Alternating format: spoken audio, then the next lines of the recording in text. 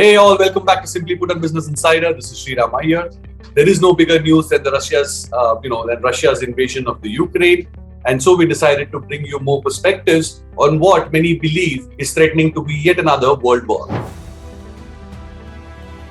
China doesn't want to be part of this war, but Beijing doesn't mind it either, because first up, it gets to buy a lot of natural gas, crude oil, and other commodities that Russia sells at a very cheap price because other countries won't buy it due to the US sanctions. China did something similar when US banned its friendly countries from buying oil from Iran.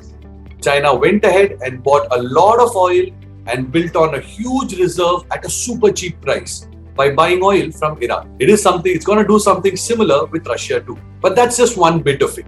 China is watching US and its friends very closely. But Beijing doesn't want to be part of this war. If US, UK and other Western countries decide to back Ukraine, then this war could get longer and bloodier. While those countries continue to burn a lot of money in pursuing this war, it will give China a lot more time just waiting in the wings and watching. And it will use this time to rebuild its economy and focus on growing it even faster. And on the other hand, as Western countries put sanctions on Russia, Vladimir Putin will rely even more on China to sell his products and keep the economy running. So that is where the money will come from for Russia to fund this war. So as long as Putin decides to pursue this expensive war, he will be selling a lot of cheap gas to the Chinese people, as well as giving more time to the Chinese government to make their economy even stronger. And while other competing countries are at war and Russia gets ruled out as an investment destination due to the sanctions, it only means China will be able to attract a lot more of the global capital. If US, Europe and other NATO countries decide not to back Ukraine, that's a bad sign for Taiwan, which China claims is its own territory. US President Joe Biden recently said that US will defend Taiwan if China decides to attack it.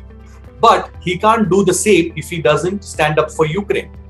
And if he doesn't do that, the chances of a US support start looking very bleak for the people of Taiwan. So, if the Russia-Ukraine war continues for too long, then China gets to buy a lot of cheap gas, it gets to attract a lot of global capital, and it gets a lot of time to rebuild its economy and make it stronger than what it is now.